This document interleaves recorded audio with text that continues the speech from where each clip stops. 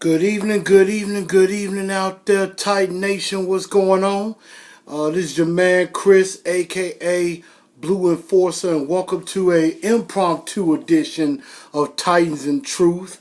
Right now, I am actually doing a simulcast in a way, so I'm actually not only doing a recording for YouTube, I'm also live on Facebook, Facebook Live. So what's up to my Facebook fam, everybody out there? So glad to see everybody and get to talk to everybody a little bit.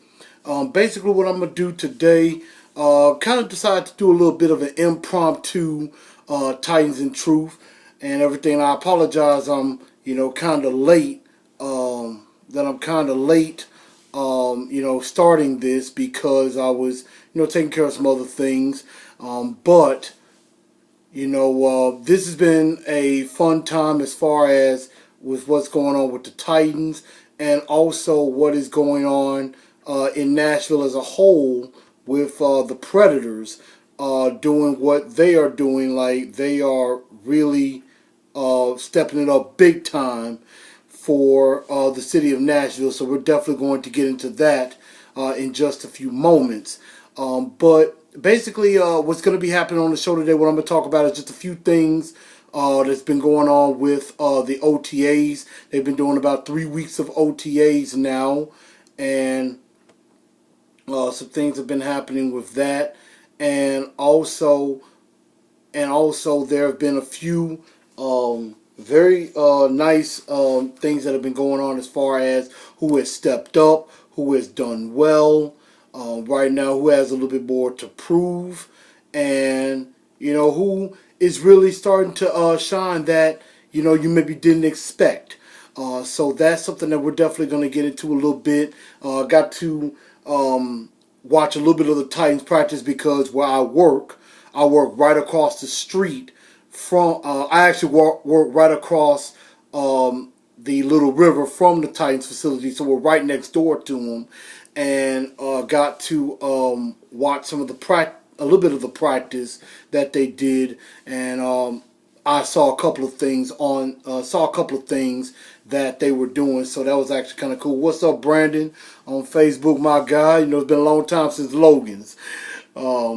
And feel free to put out some questions that you may have about the Titans, or any questions when I get into the Predators a little bit. I'm still trying to learn the game. I'm kind of a 3-year neophyte, so I'm still new to hockey a little bit, trying to learn some things as far as hockey is concerned, but catching on to it pretty good. So that is something that I'm catching up on. But first, let me get into a little bit of what I saw with the Titans in practice. Like I said, they've been practicing for a couple of weeks now, and what I have seen is that the team is really coming together. The team is really, gelling good. There's still some work to be done. You're in the beginning phases right now, trying to understand some things, trying to really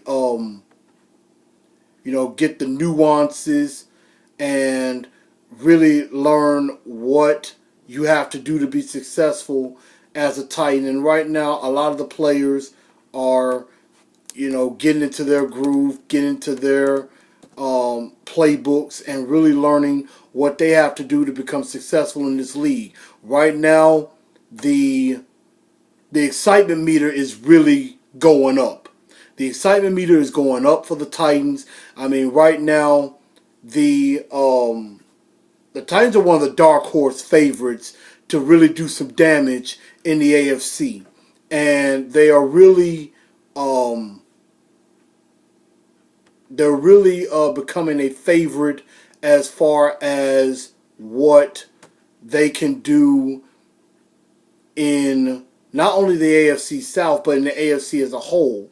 A lot of national people really have the Titans, getting into the playoffs, and could really be a dark horse to win the AFC. Now, I know that would mean going up against the Steelers and the Patriots in the playoffs. I'm just saying dark horse. That doesn't mean that that's what's going to happen, but I do have firm belief in our team that they can be very successful.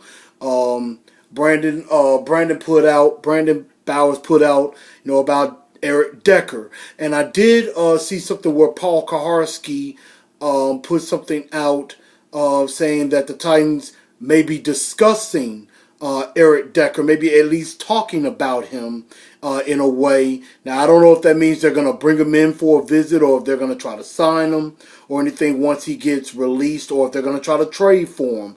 I don't know just yet.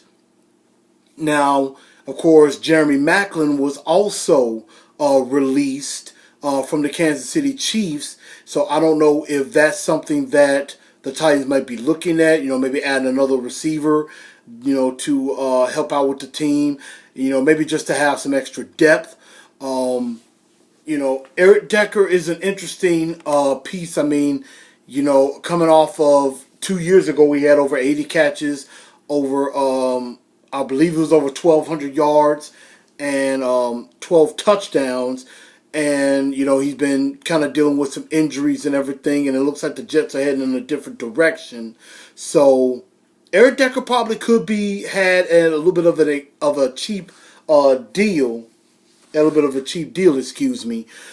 But does he really fit what the Titans are trying to do? I know he could be a possession receiver. He could come in. He may not be asked to start, but he will probably be asked to at least contribute in some kind of way. And if they did bring him in, I think that signals the end of Harry Douglas. I think Harry Douglas and maybe even Eric Weems. I'm not sure exactly, because, they're going to give Weems an opportunity.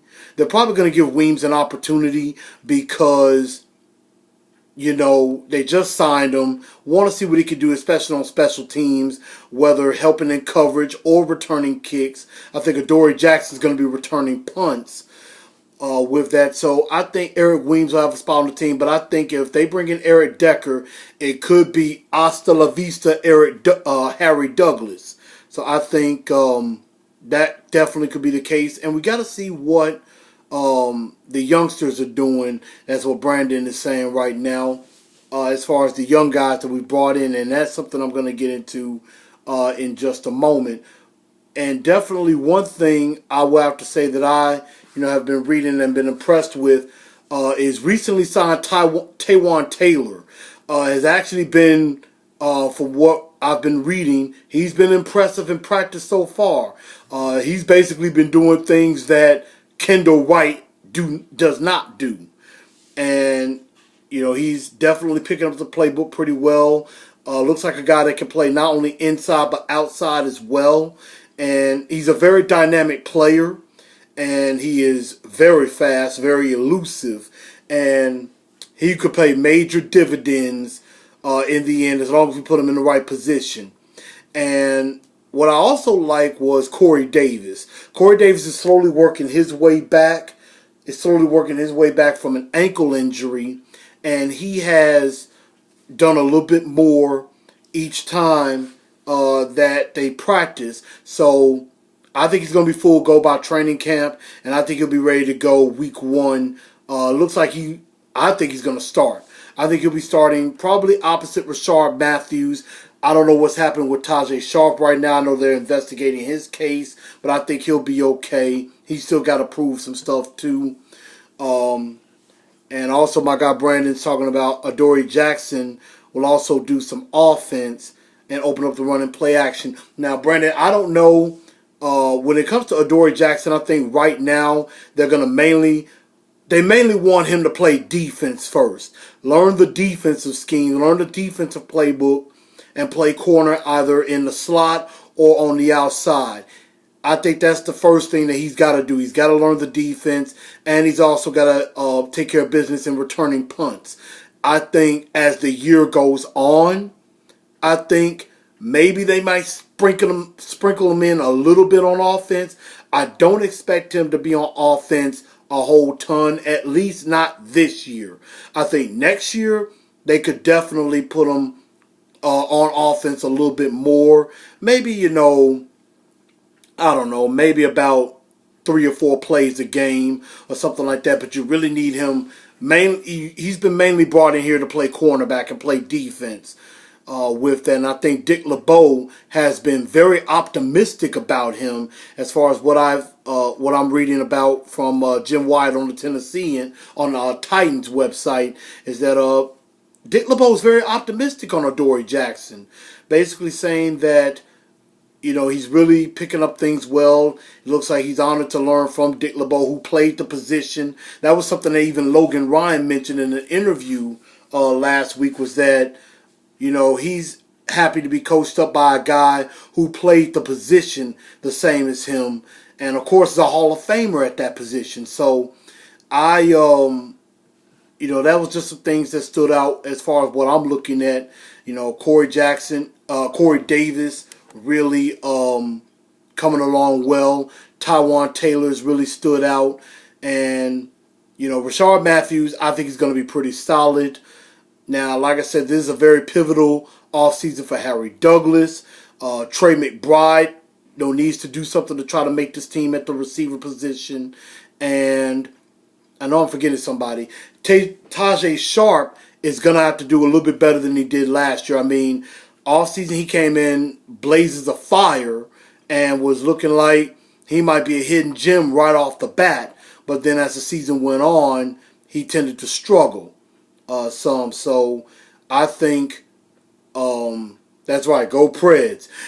Definitely, he's got to step up his game. Hopefully this off-season problem that he had with the draft or whatever will go by the wayside, and he will be able to come in and be productive and help this team out. So that's what I'm thinking as far as Tajay Sharp is concerned. The running back position, I am really liking what I'm seeing. I think they want to split up carries between Murray and Henry, but I think DeMarco Murray is still going to be the bell cow. He's going to be the workhorse. He's going to get well over 200, maybe 250 touches a year, and I could see him definitely doing around 1,200 yards again next season. And I think Derrick Henry could come in and at least get another 500 yards rushing, 500 to 700 yards rushing. I mean, our rushing attack has been potent. It has been very hard to stop, and with the offensive line coming back intact, I don't expect anything to change as far as the running game.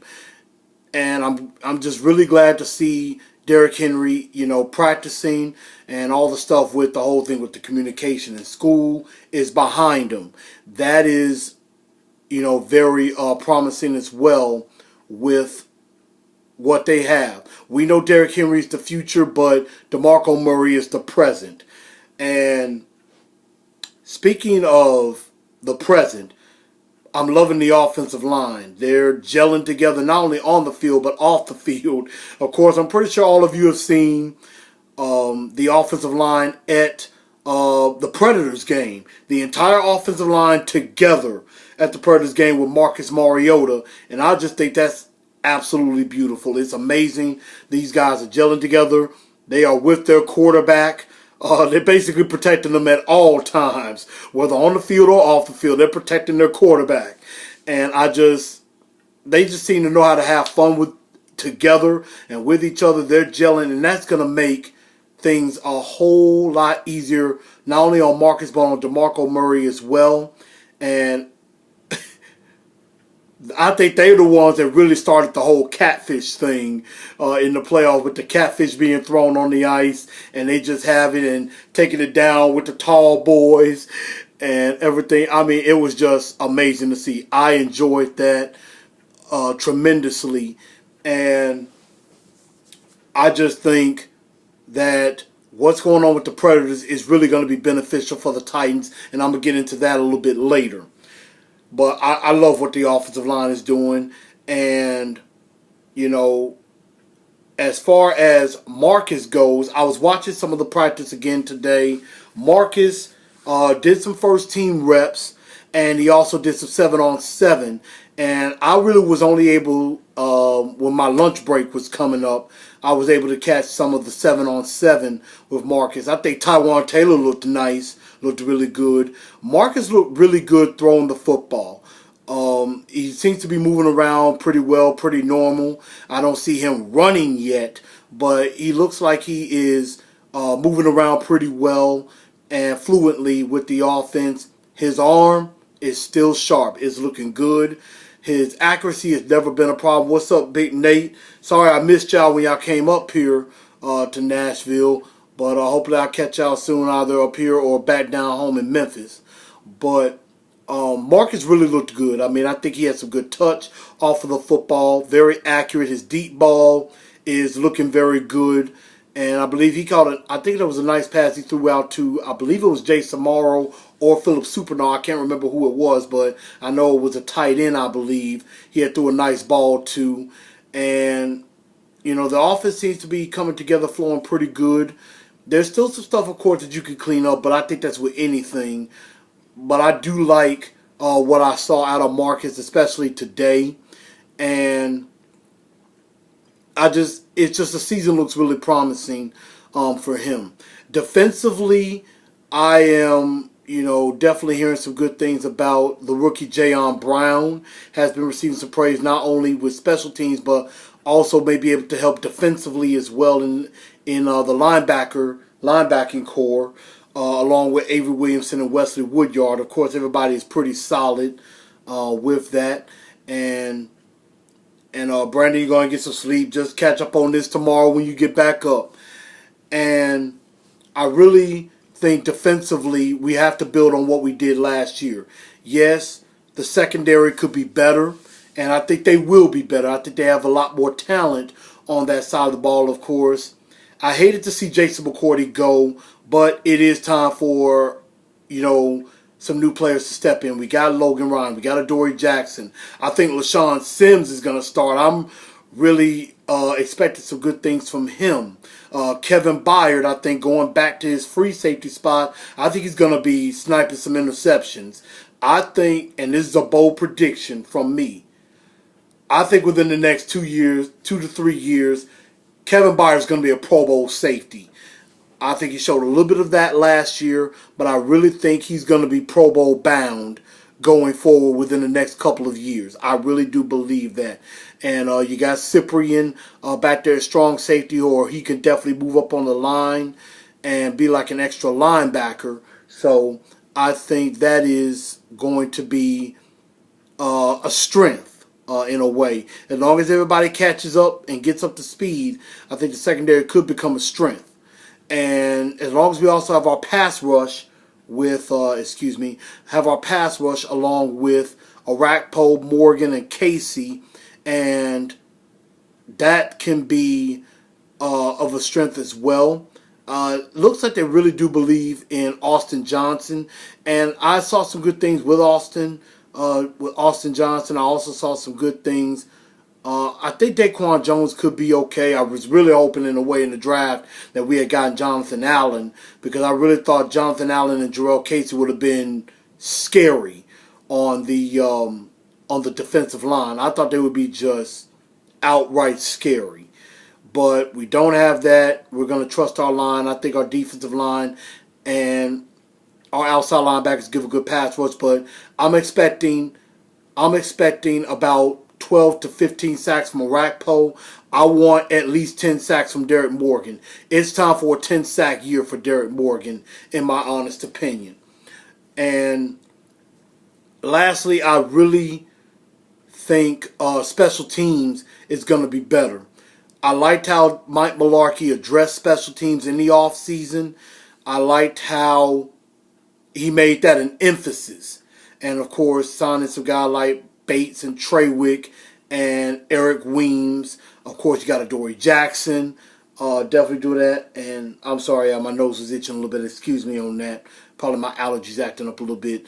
Also, you got Kevlani Muhammad from California. He may be helping return kicks with Eric Weems, but he'll definitely help on special teams also. So, that is something that could definitely get better as the season goes on also. So that's what I'm looking at as far as in the year. I know Matt Castle is out with an injury. I think Alex Tanny might have a chance to grab that number 2 spot.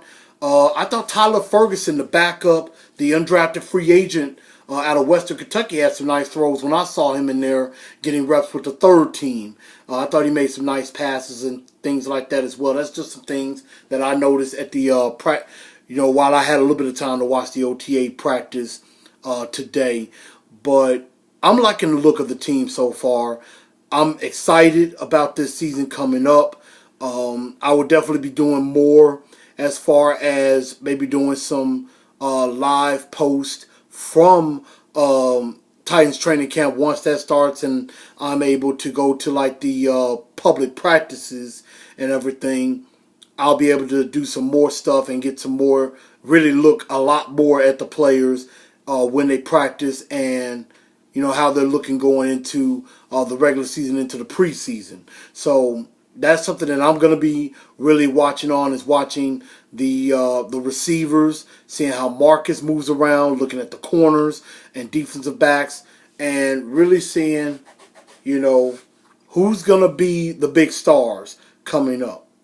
And also speaking of big stars, I'm going to go into, I would definitely go into the NFL Top 100. I know some people frown on that, but there's a special reason why I'm going to be really mentioning that particular list in just a moment. But I want to show some love.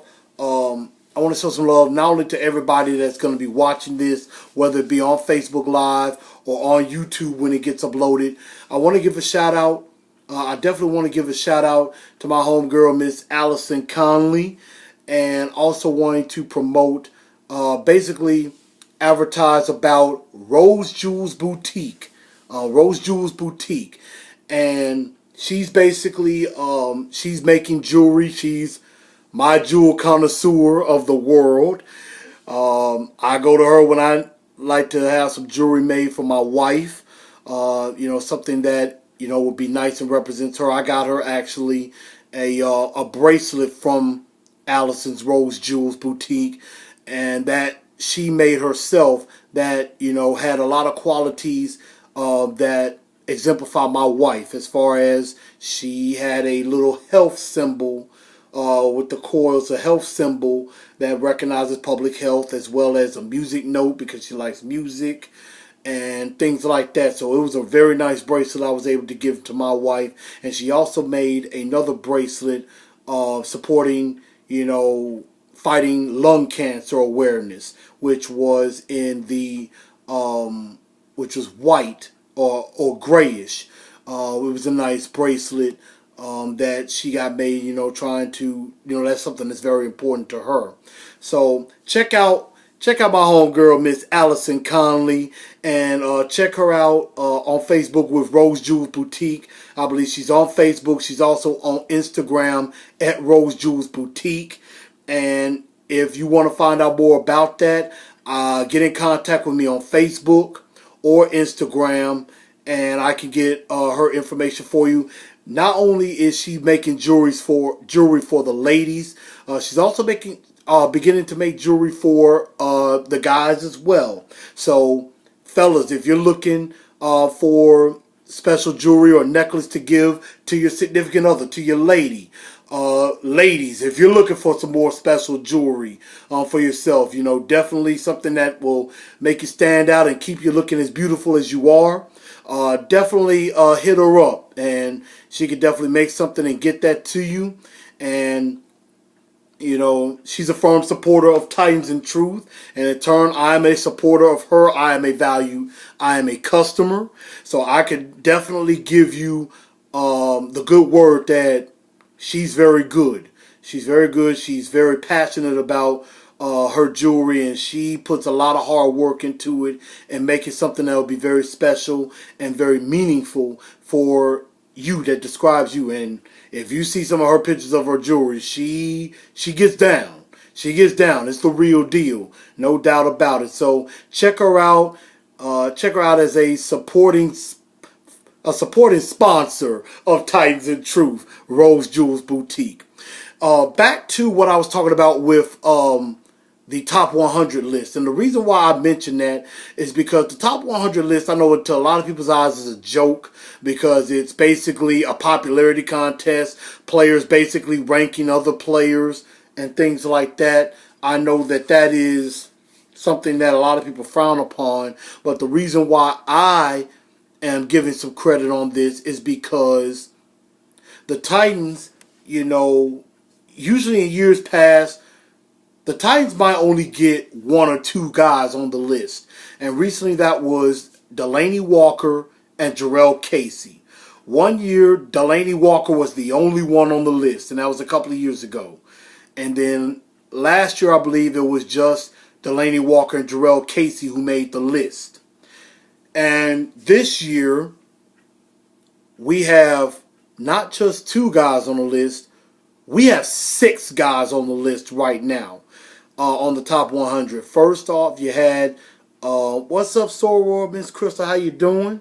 We had Jarrell Casey on the list. We had Delaney Walker on the list. Brian Arakpo. Taylor Lewan was on the list.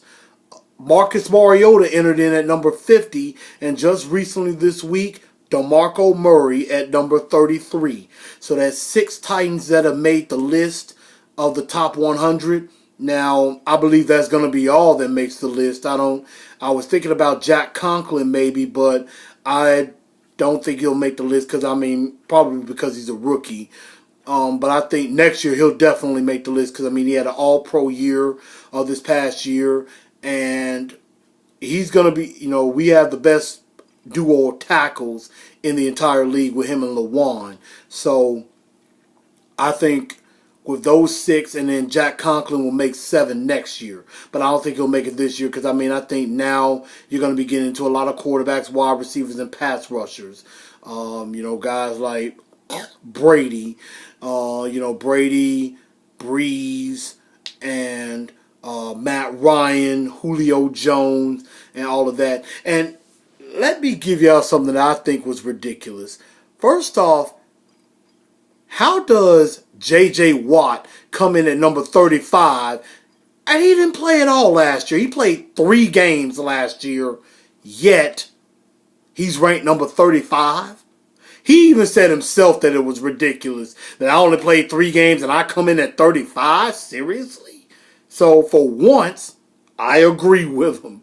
I don't think he should have been on the list at all. But that's just my thought. I don't like the Texans, really, to be honest. But there's one team I hate worse than the Texans, and that's the New England Patriots. Any of you that know me personally know how I feel about that. So that's that on that. But I'm, definitely proud of the guys that made the list. I think they deserve to make the list. And, because it's good that we're getting recognition now in the league. And I think it's growing. I think it is some big-time excitement for this season coming up. I'm hoping to become a season ticket holder very, very soon. And so I'll be enjoying all the Sundays I can enjoy watching Titan football. So believe me, you're gonna definitely get your fill of Titans and Truth from me, since I'll be at the games personally, and that's gonna be really special to me on that. So that's basically all I have as far as the Titans right now. Again, if y'all have any questions, if you don't get to view this right now, if you have any questions for me, just hit me up either on Facebook under Chris A. Newell. You can send me a post, or you can send me a message, inbox me. You can hit me up on Instagram. Share this baby. Share this show. Share this show on your Facebook page. If you catch it on YouTube, share it on YouTube as well. Give me some comments. Let me know what you think. Let me know what you're feeling with that. How I can be better if you don't like it. I know there might be some people that might not like it or anything, but let me know what you think. Share on Facebook. Subscribe to my channel. Titans and Truth is under my name, under Christopher Newell on YouTube. Subscribe to it. And you can also watch past episodes of Titans and Truth on my YouTube page as well. So definitely take a look at that and check it out for me and everything. But one other thing I wanted to get into would be what's going on with the Predators. And what's up, Deuce? Big Corey, what's going on with you? With your crazy self? But I do want to get into a little bit before I close out the show. I really want to talk about what's going on with the Nashville Predators. I want to say that I'm not like a lot of people maybe have watched hockey for over 20 years and all. I've really gotten into the Predators really within the last 3 years. And I went to my first game. I went to my first game back in 2013. I was, new. I moved here in 2011. And I went to my first game in 2013 with my wife. It was against the Dallas Stars at that time, and it was a new experience. It was something different. I had never been to a live hockey game before. Like, I do a little bit of some hockey players, Gretzky, Mario Lemieux, Paul Coffey, Patrick Waugh, Joe Sakic, Jeremy Roenick, some of those guys. I knew some of their names. I knew some names, and I knew of some people of some guys that play hockey, but I never really just sat down and watched hockey because in my honest opinion, I thought it was boring. I just thought it was just a bunch of guys passing the puck around all over the ice, not really trying to do anything, and why is it 20 minutes long in a period? But that was my thinking before I went to a game. So I went to a game. It was different. I had a lot of fun watching it. And so we ended up going to another game. We went to, I believe, 3 games last year. Well, we went to 2 games last year, and I went to one by myself. It was another game. I can't remember who the opponent was at that time. I cannot remember who the opponent was at the time, but we had a really good time. It was a big victory. Of course, it was one of my memorable games that I've ever went to because I got sick with pneumonia a couple of days later. So I said I had to be real careful when I go to a hockey game because I didn't know I was going to have a good time and catch a pneumonia at the same time. So that was kind of memorable, maybe not in the best way, but it was fun. And of course, I also went to the game against Minnesota before the season ended, and I mean that just kind of caught me right there. I mean, this run that they're making, and how they've been really doing well. I've started watching quite a few games on television as well, so I keep up with that. Or if I listen to 102.5 The Game and listen to Pete Weber as he makes the call, and I don't mind listening to Pete Weber. He's actually a terrific radio play-by-play guy. And I mean, I sense the excitement as he calls the game. So I got into that way. And then I went to my first playoff game, Game 4 against the St. Louis Blues, where I believe it was a 3-1 win. I think there was an empty netter that they scored. And really opened things up, and they took that 3-1 series lead against St. Louis, and I was hooked. I was hooked with that game as far as I'm all in. So I am definitely all in with the Predators. I've been trying to watch and keep up with them for 3 years. I'm learning. I'm learning certain rules as far as what icing is, offsides, as far as some of the different rules and nuances, different players around the league. I even watched the Pittsburgh Penguins Ottawa Senators game, trying to find out who the heck the Predators were going up against in the finals. So, this has been exciting for myself, and I even went downtown and watched some of the Anaheim series personally. I watched the Anaheim series and, got to watch it, downtown with the people, and it was amazing. I mean, Nashville has been amazing this whole postseason. I've enjoyed the watch parties. I've enjoyed encountering many different Predator fans, and this Stanley Cup final has been sick. I just went to a watch party. The other night for Game 4 at Bavarian Beer House, a new beer hall at Opry Mills, and there was about 30 to 100 people there, and I had fun watching with them. I met some people. They were, high-fiving and everything. And, I mean, it was fun. It was a terrific game to watch.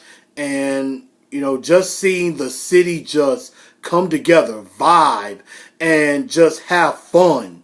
I mean, that's what it's all about, having fun. I just don't think a lot of people, especially young folks, know how to have good, clean fun anymore. But going to a Predators game, it's a lot of fun. But I cannot lie. Seeing some of these prices for these tickets is just, it's crazy. Seeing people buying, off of StubHub or even off of Ticketmaster buying, paying $28,000 to $30,000 for a couple of tickets. I mean, wow. I didn't know some people have money like that they could just blow. I'm not able to do it. I don't have that kind of money. I can't do it. So I'm not that rich. So I'll be outside watching with the rest of the fans on the outside. And I'm, definitely stoked about Game 5. I think the Predators have been playing really well. I think the Predators are playing well. I like what Pekka Rinne coming back and has really been doing pretty good. And I like the camaraderie of the team. Of course, one of my favorite players on the team besides Pekka Rinne is PK Subban. And I really like what he does because not only is he energizing the city in a big way, he's also bringing in a whole slew of new fans that probably you didn't know. I mean, and this might sound crazy and anything, and if it is, I apologize, forgive me. But, I mean, I think with PK Subban on the team, it's opening up to a lot of African Americans, a lot of non-traditional hockey fans who maybe was never into the game before, who have, grown in it. I mean, African American or, non-Caucasian athletes, it's a very slim percentage of them in the NHL. I want to say it may be less than 10%, maybe even less than 5%. So, it's nice to see a guy like that who is very charismatic, definitely a polarizing figure, a superstar figure, and I just think, his impact on this team and on the city has been tremendous. And I know if a lot of y'all ladies out there saw a picture of him, y'all probably go crazy for him. Y'all probably be falling in love. Ooh, PK. I like PK Subban. I can hear some of y'all ladies now. Trim me out. And if I see any of y'all talking bad about how I just said that, I'm going to get y'all. So, I just think it's incredible what's going on. I've never seen anything like this. Even when I was living in Memphis and the Memphis Grizzlies was making their playoff runs, as crowded as, FedEx Forum would be or how crowded Beale Street is, it was nothing like this. I mean, nothing doesn't hold a candle to Nashville and how these playoffs are going. And so I've enjoyed it. I think it's great. I'm hooked. I'm a new Predators fan. And I look forward to not only the rest of this Stanley Cup playoffs, I look forward to next season. And I'm really hoping that they bring it home and hoist the cup here and they can defend their title if they win it. And this is something I was thinking as far as what I've seen in the finals. They went down 0-2 early. They came back and won Game 3. And my thought was, in my own mind, whoever won Game 4 was going to eventually hoist the Stanley Cup. Because if the Penguins had won Game 4, and went up 3-1 going into this game tomorrow, a lot of people would probably be thinking series is over. Pittsburgh is going to win the cup in Pittsburgh. The only thing that the Predators could do is force a Game 6 and maybe a Game 7, but they would still pick Pittsburgh to win. But I really think that the Predators, I think, will ultimately win the cup. And, you still got to play Game 5, and this is a very pivotal game. And I really think, and Jared Stillman said this on 102.5 The Game yesterday on his show, Jared and the GM yesterday. You should check it out. He basically said, the Predators are playing for the cup tomorrow night in Game 5. Because if they win that game, if they win tomorrow's game, they're not losing game 6 at home. As good as they play at home, they're not losing game 6 at home. And so if they come back home up 3-2, they're winning game 6 and they're going to win the cup. So that's what I think they're doing. They're playing forward Thursday night. Now, if they don't win, it's going to go 7 games. It's going to go to game 7, and I don't know what I'm thinking they'll do in game 7, but I think it'll be a drag-out fight on that one. It'll be pretty even. We don't know who will win game 7, but I think if the Predators win game 5 tomorrow, in my honest opinion, I think they clinch the Stanley Cup because I really believe they're not losing game 6. I don't think they're going to lose game 6 at home. But we have to see what happens. That's why the players play the game. You know, you got to play the game and you got to win the game. But I'm excited about it. I look forward to it. You know, they're going to be doing a watch party at Bridgestone Arena tomorrow. I believe it's a $15 donation to the Preds 365 Foundation. I believe I will definitely try to go and be there myself to see the game while they're on the road. Definitely check it out. If not, watch outside. It's free. I park usually in the Music City Center parking lot. I believe it's like $7 between 0 and 4 hours, which is pretty cheap instead of paying like $30 and $20 in other parking lots that I've seen. So that's what I would do. But that's what I'm probably going to end up doing too. So, and I think basically I might have just dropped my blue bombshell of the show, which I believe is that if the Predators win game 5, they just clinch the Stanley Cup, in my honest opinion. That is my bombshell. That is my hot take. If they do that, they're going to win the cup. They're going to win the cup at home in game 6. Sunday night, it's going to be a crazy party. I mean, if it's a closeout game, get on down to downtown. It's going to be a party of epic proportions. We're going to be having one big happy family reunion. People you don't even know, strangers and all, will become your friends, at least for one night. So that's really what I think about that. And I want to also give a shout out to the Titans. What they did this past week. They did a Tighten Up for Tots community baby shower this week. And what they did, they were able to collect many baby items, diapers and things that at-risk mothers could use for, having healthy babies and things like that. So, they basically packed up over 1,500 diaper bags with baby items for at-risk mothers. And that's dealing with basically premature births or babies who are at risk, with, birth defects or anything like that. But they're definitely trying to help mothers who are at risk and to help have some healthy babies. It's kind of like what they do with March of Dimes. And I just think that is incredible what they're doing.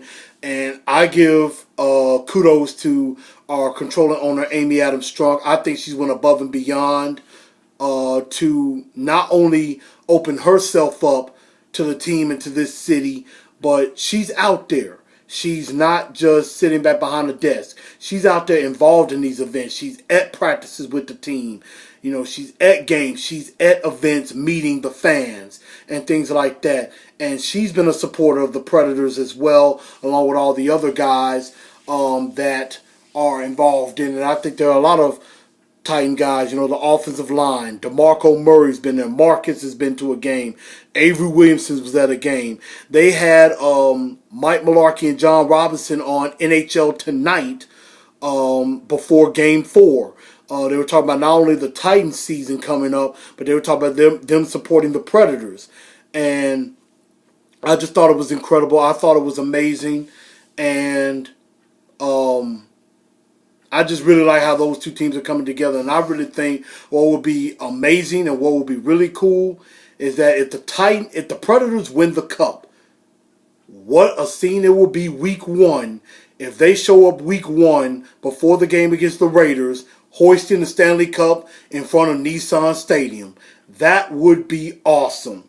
And I think that would be motivation for the Titans, because I think not only with what's going on with the Predators will help the Predators next season with nationally televised games, I think that helps the Titans too, because they're on the rise. So I'm really looking forward to this football season. I'm looking forward to the rest of the Stanley Cup playoffs. I want to thank everybody for tuning in, watching on Facebook Live and also on YouTube. Show will be uploaded hopefully before morning, so definitely check it out. And like I said, share this baby if you get to watch it later. You get to watch it back. Share it out. Tell your friends about me. Tell your friends about Titans and Truth and get on board. And I may have an announcement coming up about a podcast that I may be going on as a guest, but I'm going to let you know about that going on in the future. I want to give a shout out to Miss Larita, Miss Larita Turnley, Miss Truth Hurts, Miss Wembley, to my guy Travis, to my guy Mr. Matt Natrone. Hopefully I said your name right. I apologize, Matt, if I didn't. To my boy Joshua Jett. I want to give a shout out to all of y'all. To Brandon, Crystal, Corey, thank y'all for tuning in. Thank everybody for tuning in today. But that is Titans and Truth. That is the show for today. And I believe the next show, if they do win the Stanley Cup, I might do a little something about the Stanley Cup. And I will definitely be doing something coming up with training camp. Will probably be really the next big Titans and Truth show will be when they start training camp. So definitely be looking for that. I'll probably put some promos out coming up with that. So some big things are definitely coming up. And I'm going to try to work on giving away maybe some prizes or things like that during the season. So that's something that I might be working on. Again, send me some ideas. If you have any, subscribe to the channel, share the show, and let's grow this thing. So, Titans and Truth, let's tighten up, stand with us, let's go Preds, let's go get that Lord Stanley Cup. I'ma holler at y'all. I'm Chris Newell, aka Blue Enforcer. Follow me. Follow me on YouTube. Follow me on Facebook and Instagram. Good night, y'all.